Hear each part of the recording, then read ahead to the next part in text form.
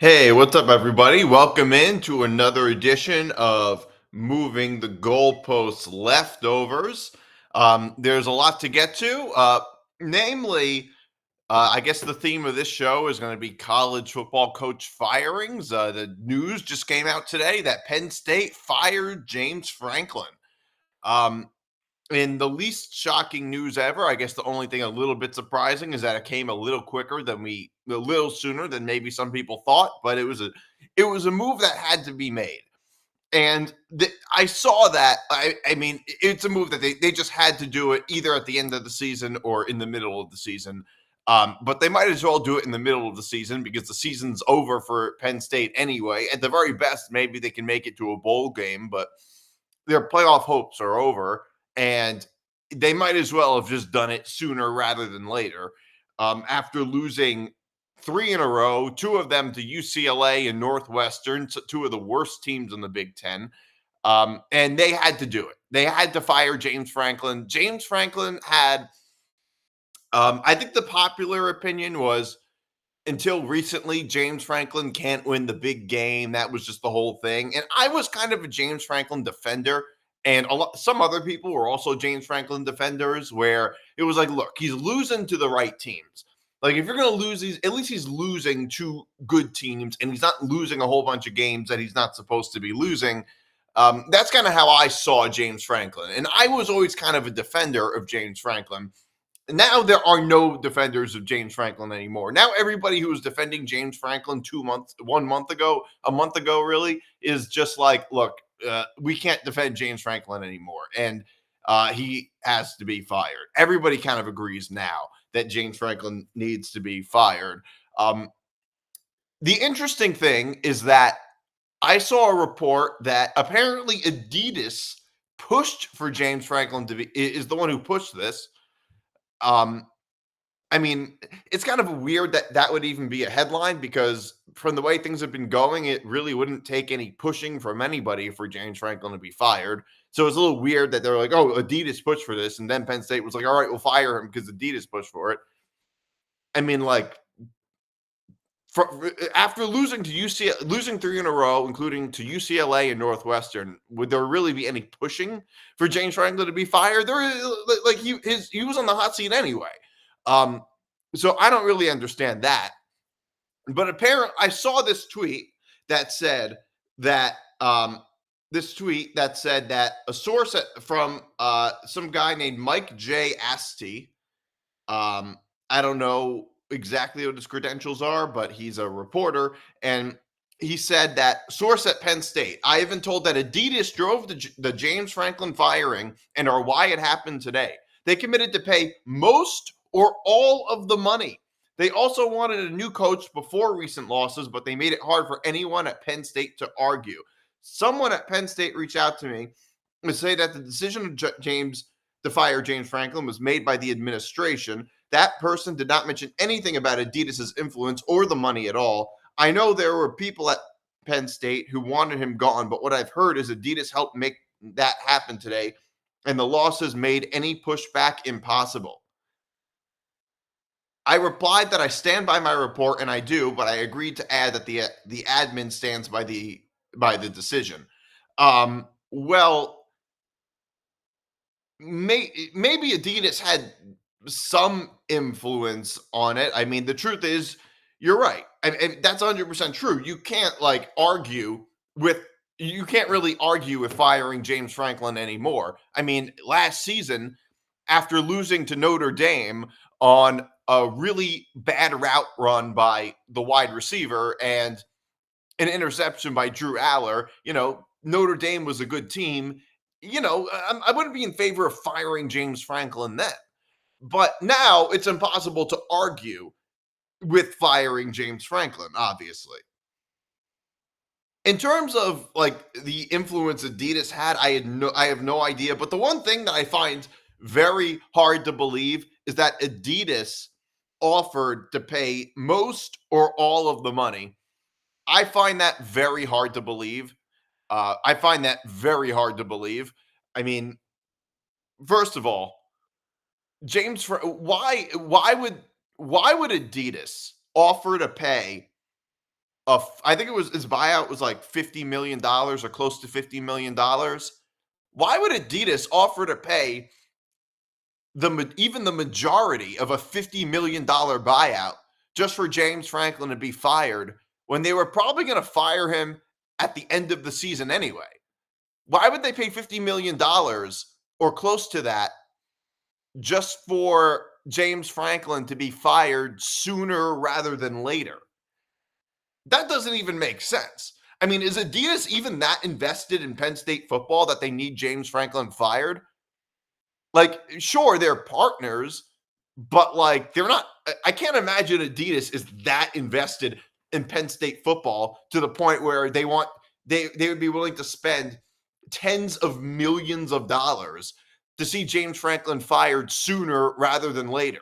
Worst case scenario, what happens? James Franklin gets fired at the end of the season. Like that doesn't even make any sense to me. And for people to like Adidas pushed for it to happen. I mean, how much pushing could it have taken for James Franklin to be fired? I think the biggest driver of James Franklin being fired is that he lost to UCLA and Northwestern 2 weeks in a row.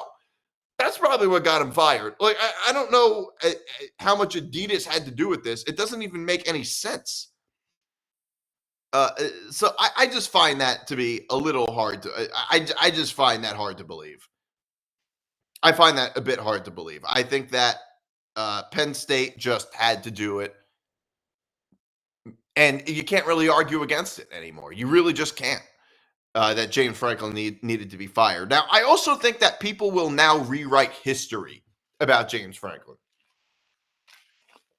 James Franklin, James Franklin's career ending. Here's the thing: college football coaches tenures at colleges end one of two ways. It's usually, well, not always. Really, one of three ways. You could go out like Saban, but that usually doesn't happen. Most college football coaches end one of two ways. They get fired because the team's, the team just stinks. They get fired basically all for the same reason generally. Or there's some type of scandal and then they leave. That's similar. That's kind of what happened with Harbaugh at Michigan to a degree. Um, It was like right after the spot. That might not be why he left. He won a national championship, did what he was supposed to do, and then went back to the NFL. Maybe he would have left anyway, but it was in the midst of a scandal, which is also how Pete Carroll left USC. Urban Meyer, also when Urban Meyer left Ohio State. It is a little bit convenient that a lot of these college football coaches end up leaving their programs when there's a bit of a scandal, and then they don't end up getting punished in any way, really. I mean, James Franklin is like, and Jim Harbaugh is kind of being punished, but he's not even in college football right now. It really doesn't even matter. But that's often one way it goes, like USC with Pete Carroll and Jim Harbaugh at Michigan and Urban Meyer at Ohio State. The other way, obviously, is you're just not good anymore. Mike Gundy at Oklahoma State. You take or not even that you're not even that good, but that you're just not cutting it. So Mike Gundy at Oklahoma State, obviously James Franklin at Penn State, Dan Mullen at Florida, who like all sorts of. There's a million examples of that. I think that James Franklin's tenure ended worse than any of those tenures, or at least it feels like it. Oklahoma State might be the worst Power 4 team in the country, or might have been the worst Power 4 team in the country under Mike Gundy. Might have been the worst. I mean, not even just the worst in the Big 12, like the worst team in the worst conference in college football is at least what I would say. Arguably the worst Power 4 team. But at least like with Oklahoma State, it was more chronic. In the past couple of years with Oklahoma State, it was chronic. You know what I mean? It was something that's been in the works for these past two seasons, and they were really bad for a long time and didn't have any expectations. Similar with like Mac Brown at Texas. Like, he won a national championship at Texas, but like they really weren't good under Mac Brown for kind of a while, and there weren't much expectations.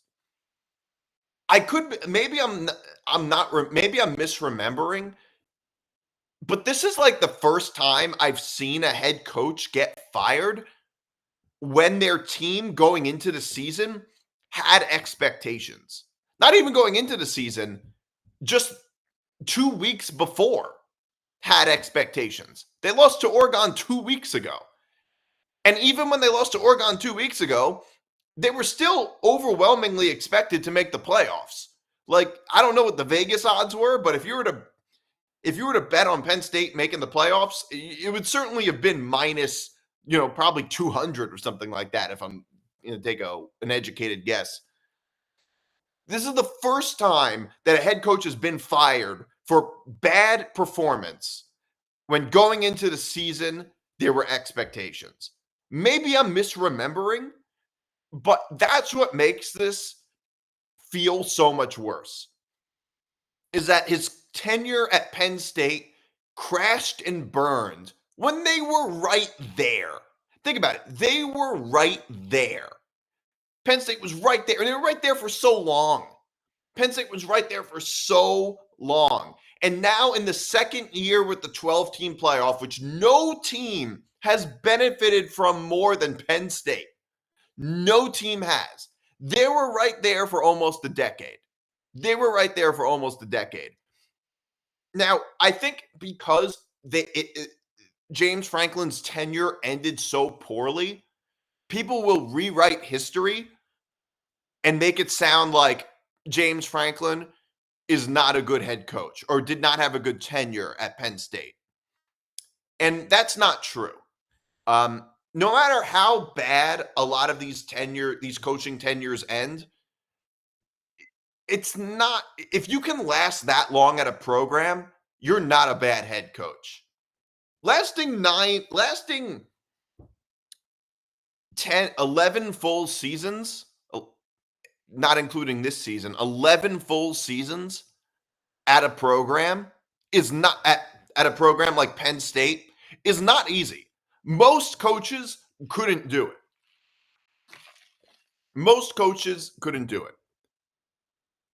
And just because it ends badly doesn't mean his tenure was bad. Mike Gundy's tenure at Oklahoma State ended terribly. Mac Brown's at Texas ended badly.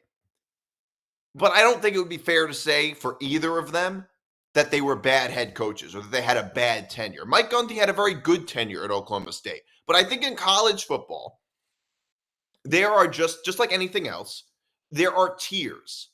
And guys like James Franklin, guys like Mike Gundy, Gus Malzahn, who ended up getting fired at Auburn, this was years ago now. There are second tier guys. They're not the upper echelon. They're not Nick Saban. They're not Urban Meyer or Jim Harbaugh or Kirby Smart. They were just a level below. And that's really what it was with James Franklin. He was a level below. And the thing is that in a weird way, this might end up being good for Penn State. Because under James Franklin, Penn State was under it felt like indefinite purgatory. It was like indefinite purgatory. They were like, James Franklin was almost in a position where he wasn't good enough to win a national championship or beat a top 10 team, but he was too good to be fired because it just wouldn't be worth paying the buyout to fire James Franklin until Penn State hit rock bottom. So if you're a Penn State fan, just think about this. Maybe the rock bottom is what you needed. Or maybe, maybe that's the case. Maybe you needed to hit rock bottom under James Franklin in order to just get better. And I think, but the thing is that people are just going to rewrite history about James Franklin because it's easy to hate Penn State. It's a popular thing to do. And it's easy to just talk about the narrative, all the negatives about James Franklin. But I will say, it's not fair to say that he didn't have a good tenure at Penn State. The fact is, he brought the program back. He brought the program back from the bottom. James Franklin is the reason Penn State has been relevant for all of these years. So that also needs to be taken into account. Let's not pretend that he didn't actually have a whole lot of really good wins under his belt. He certainly has. He most definitely has. He was very good against Michigan when he was very good against Michigan. He was not very good against Ohio State, but he was very good against Michigan. He did win the Big Ten in 2016. And you know what? He really uh, I think that people will just rewrite history and just make it sound like James Franklin was this terrible coach, when obviously that's just not true. Terrible coaches are the guys you don't hear about that much. Terrible coaches are like guys you don't hear about much. Brady Hoke at Michigan, for instance, was not a good head coach. He was there for a couple of years. You don't hear about him that much. You don't hear him get criticized that much. That's a guy who's not a good head coach. That's not, it's an example like that. Like that would just not be a very good head coach. What's his name? Brian Harsin at Auburn, not a good head coach. Guys you don't hear about very much. The guys you hear about, usually it's hard to say, are not good coaches. Bill Belichick, UNC is apparently looking to there's all sorts of rumors that UNC might want to buy out Bill Belichick's contract. I don't know if I really buy this. I don't really know if I buy this story either. I understand everything is starting off terribly with at UNC under Bill Belichick. But given that they just hired Belichick, they just hired him. They really weren't such a good team last year. I find it a little hard to believe that they're just going to want to buy out Bill Belichick's contract to just remain terrible. Like to me, the whole Belichick thing just seems like it would be a huge waste. I think the Belichick thing seems like it would be a huge waste if UNC were to actually go out of their way and buy out his contract. Look, maybe hiring him might have been a mistake. I mean, Bill Belichick was known for not being great at drafting college players. I mean, you have to be a recruiter of high school players in college. So if you're not very good at drafting in the NFL, well, recruiting in college is going to be significantly harder, especially when you're a program like UNC that really just doesn't get the best recruits. So I can see why that would happen under Belichick. But obviously, I just think it's ridiculous that Belichick really is going to be fired after one season. I guess it could happen, but things would have to be really, really bad for that to happen. And the truth is, I think college football teams are a little more hesitant to fire their head coaches than they used to. They, on top of look, it's expensive to fire head coaches, and money matters more than it used to. Because, that's how you buy players. Money matters more than it used to in college football. It always mattered a little bit, but it matters more now because of NIL, obviously. You can buy players and you can lose, and other teams can buy your players. So a lot of times when coaches maybe would have been fired a little sooner in the pre-NIL era, a lot of teams are just more hesitant to fire their head coaches. I think UNC will probably be the same way. I mean, maybe if things go really, really bad this year, they're going to want to fire Bill Belichick. But it's not like UNC was a good team last year and then now they stink. They stunk last year too, and now they stink this year. I mean, I think it probably just wasn't a good. The biggest issue with hiring Belichick is not so much that they were a bad team, because they were a bad team last year too. It's not crazy to expect that UNC would also be bad this year, but it's just the whole circus of it. Belichick being the head coach of UNC has become a circus with no real benefit. Not only is UNC a bad team now, but now everybody sees how bad of a team they are. Like, they're a bad team with a bright light shined on how bad of a team they are with Bill Belichick as the head coach. At least last year, they were a bad team and nobody talked about them. Now they're a bad team, but are making the news. So in a lot of ways, it's worse that they hired Belichick, not to mention more expensive. I mean, they would have been better off hiring some no-name college football coach and gotten the same results so far. I understand why they did it, though. They probably looked at Deion Sanders at Colorado and thought maybe he'd be good with recruiting. Maybe a lot of players will want to play for Belichick. But I got to tell you, now Belichick's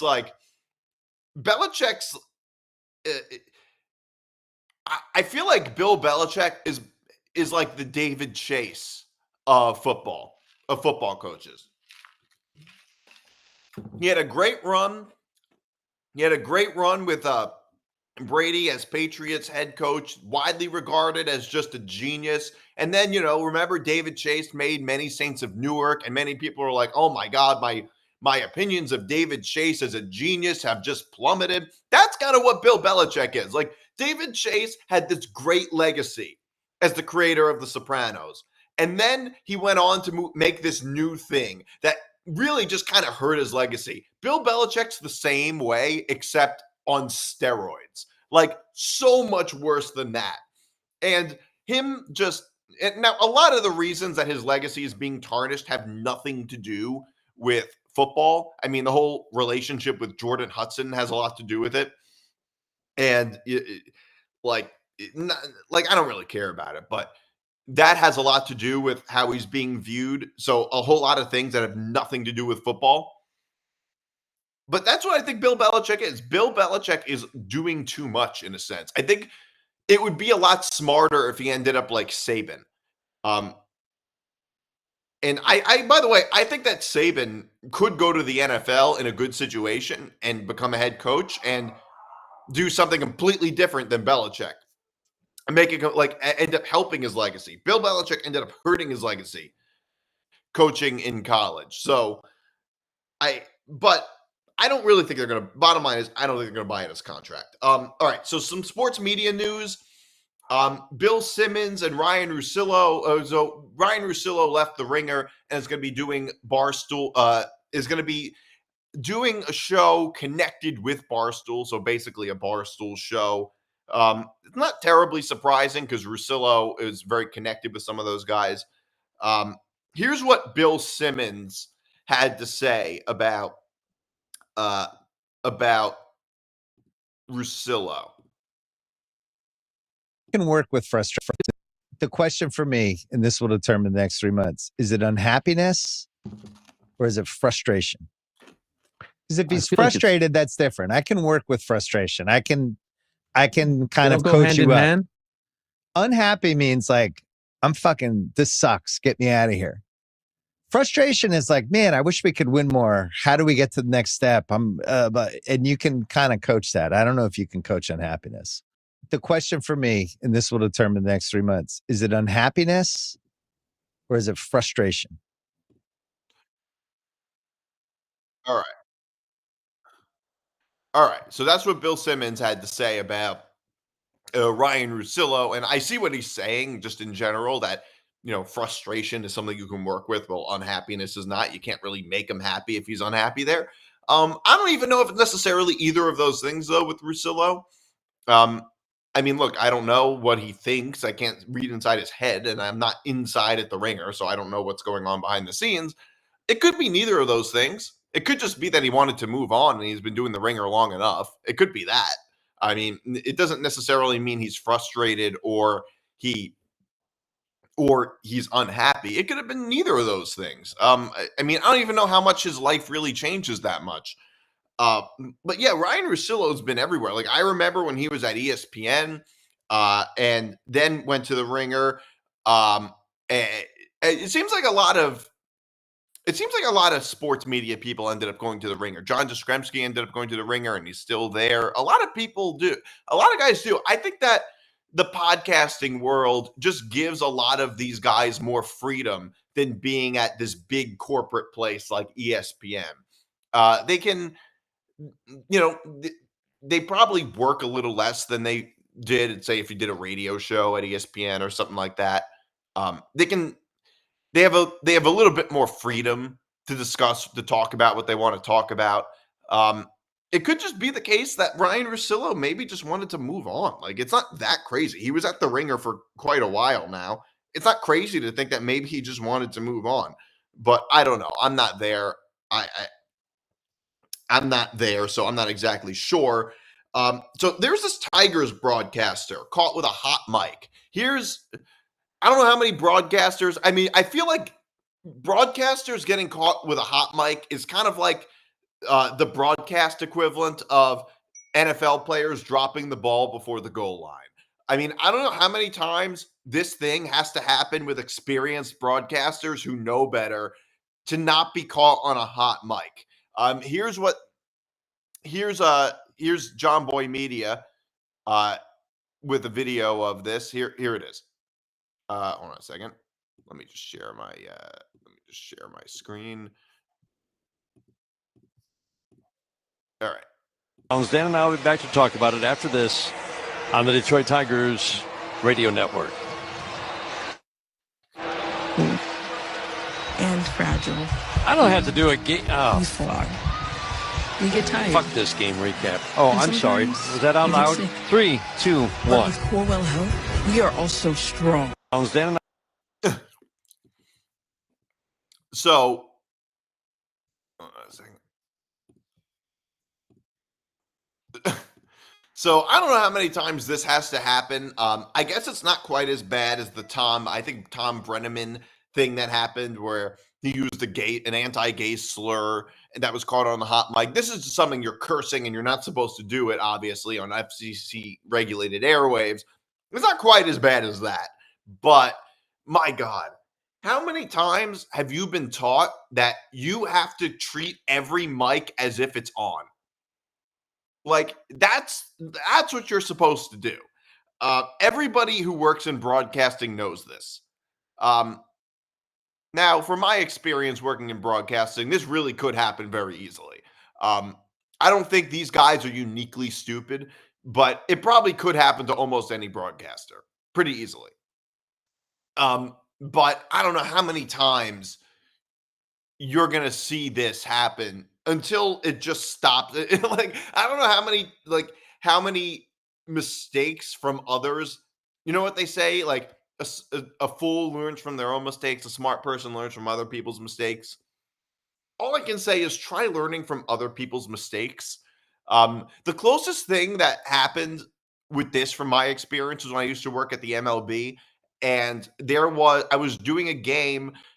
Most of the time, you would not hear the producers or whoever in the truck during live games. But for some reason, I did a Cardinals game, and I think the guy for the Cardinals, for some reason, I heard everything he was saying. Like, his mic was on, or I don't know exactly how it works. But he kept, like, I heard every single thing he was saying. And at one point, and I was working for StatCast 3D, and at one point, the guy just says, "I'm not using that StatCast 3D shit." That's like, which I don't know. I didn't care, but I just thought, wow, I can't believe like he said. I was listening the whole time. I was like, why would you say that? I mean, it didn't go over the air or anything, but like, I thought that was a little kind of funny. That's the closest I've experienced in this field. All right. So some more news. Apparently, Woj is going to return to podcasting for Saint Bonaventure's. Hold on a second. So apparently, for recruiting for Saint Bonaventure is. I don't even know if this story is. Hold on a second. Let me just pull it up. Right. Hold on. Let me just pull it up. Yeah, according to Barrett Sports Media, Woj is launching a podcast to support the Saint Bonaventure NIL funding. Kind of I don't know. I don't know how much Woj. I guess it could help a little bit because St. Bonaventure is not a very big school. I don't know how much Woj doing a podcast would really help St. Bonaventure's NIL fund. I don't know if I would listen to that podcast. But yeah, maybe like Woj just. My thought is maybe Woj just like wants to be back in the spotlight a little bit. He wants to be back in the media. He wants to have a voice again. That's what it seems like to me. A little more sports media stuff. Apparently, Stu Gatz is planning to return to the Ringer for the Ringer to the Dan Lebitard show to make regular appearances. I remember like a year or so ago, Stu Gatz actually guest hosted on Boomer and Geo for like a week. And I actually really liked it. Like, I never really listened to the Dan Lebitard show. I'm not really the biggest Dan Lebitard fan. I think that Dan Lebitard is very tends to have this sort of like, and he's very talented as a broadcaster, but has this very sort of holier than thou attitude about anything involving sports broadcasting. Sometimes I think Lebitard takes himself a little too seriously. So I never really listened to his show all that much. But yeah, apparently, because I know Stu Gatz left. I haven't left the Dan Lebitard show. And yeah, so here's what Stu Gatz said. He said, guys, naturally, I did the show with Dan for 20 years, still doing the show with Dan. I'll be there in a bunch of shows coming up in the next, 30 to 45 days or so. Stu Gatz and company has been a blast. It's just been fun. So it doesn't even really necessarily look like it's that permanent of a thing. But I don't know, kind of interesting. Also, I do want to get into another edition of the comments section. I always have to do the comments section. And there's a big, there's been, by the way, I'm not surprised that this clip went kind of viral. I am not in any way surprised this clip went viral. It was about Jalen Hurts. Not the first time a clip about Jalen Hurts has gone viral for the podcast, by the way. It happened last year too, right before the Super Bowl. It has like 1,100 hits on TikTok. But by the way, most of the time it's TikTok that I end up doing the comment section for. So this was the clip of me saying that Jalen Hurts is not a top 5 quarterback. And I got a lot of comments in there on both sides. Some agreeing with me, some not agreeing with me, and some not agreeing with me in the most like unintelligent ways possible. So here's what one guy says, called Nutter Butter. I'm just reading this comment for the first time. I didn't even read it yet. So he says, I love his mentality. I love how he's consistent at what he's consistent, even in the playoffs. And most important is willingness to take a smaller chunk of money so his team can be better. I think he's a top 10 quarterback, but he's not even top 9, much less top 5, for one main reason. Jalen Hurts can't line up under center. Lining up under center opens up play action, bootlegs, timing routes, / any interesting play for a wide receiver. In 2025, he has 4 completions from under in 2025, he has 4 completions from under center over 5 weeks. None went over 4 yards in the entire year of 2023. He has one that's right. 1. For comparison, I think that might be a typo. He has one that's right. 1. For comparison, Dak Prescott is 29 this year. He has fewer than 75 pass completions lining up under center over his entire career. They have gone through 3 offensive coordinators. Notice how each one is called notice how this is a long comment. Notice how each one has called the same way, because the same issue remains. He can't line up under center because of this run game gets predictable and receivers get tighter coverages. The reason they're doing well is because wow, this is a long comment. That's the 3rd time I had to press more. Because they have a top 5 talent at almost every position besides quarterback. Well, he just doesn't do it. That doesn't mean he can't. their losses against the Giants and other teams they shouldn't have lost, as well as losses in former years while still being objectively a great team, as well as inability to come back from being down any slightly decent amount of points, kind of prove my point when you watch them back. This guy makes a really, really good point. I am not anti Jalen Hurts. I like Jalen Hurts. I like his mentality, but he's correct. The whole, well, just because he doesn't do it doesn't mean he can't. Yeah, that's complete bullshit.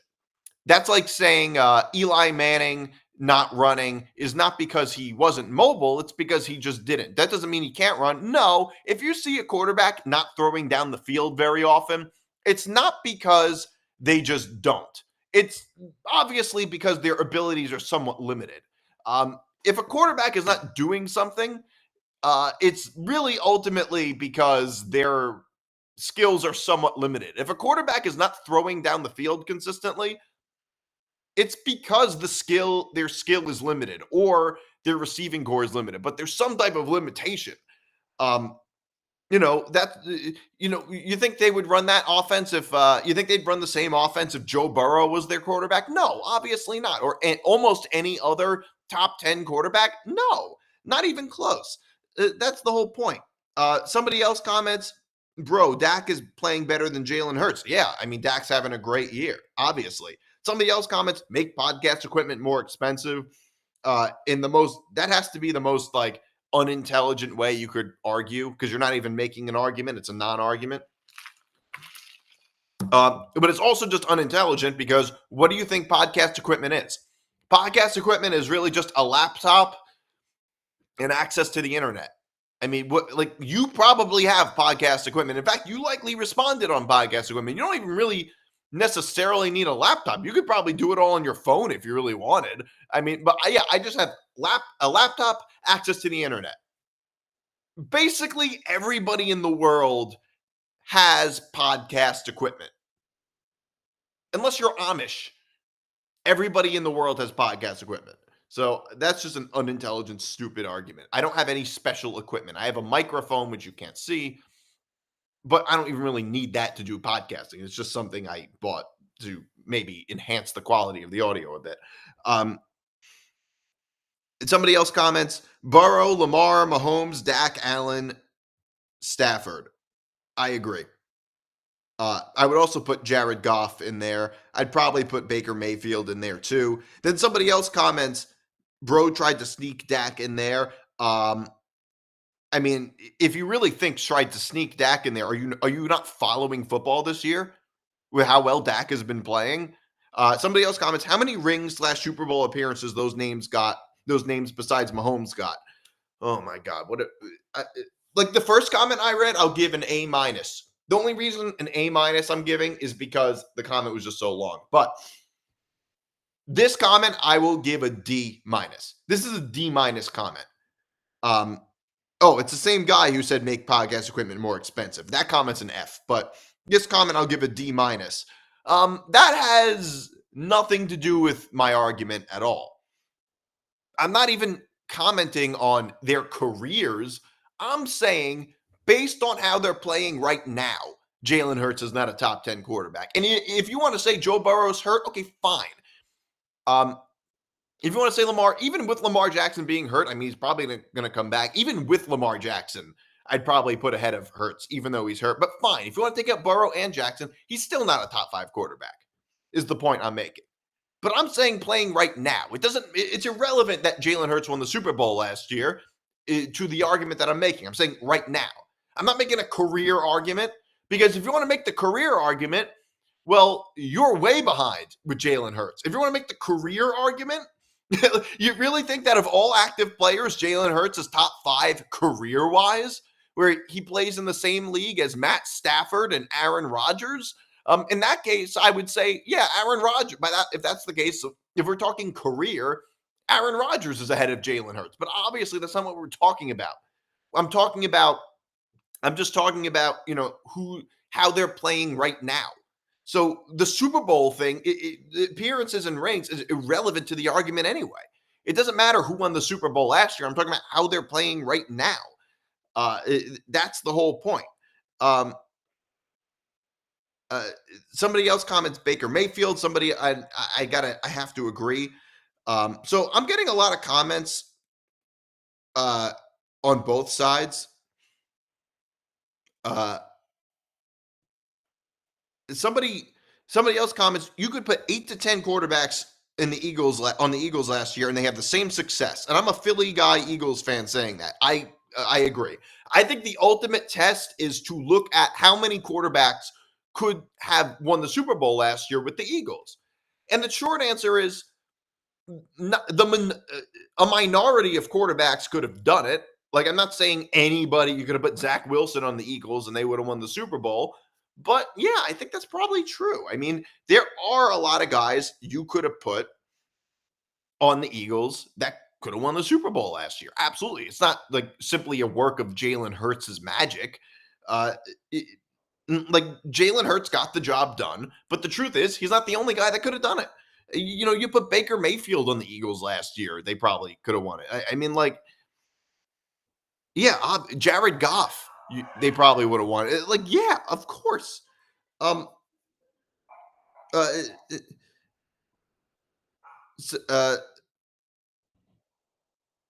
somebody says,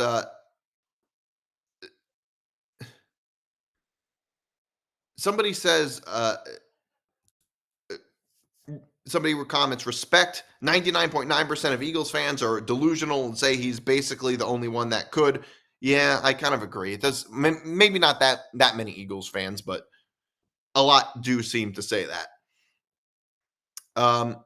Somebody else comments, based on quarterback stats alone, this season I would take Justin Fields over Hurts. Also, Dak this season is in the conversation with those big four. The first sentence I think is absurd. I would definitely take Jalen Hurts over Justin Fields, but the second sentence is very much correct.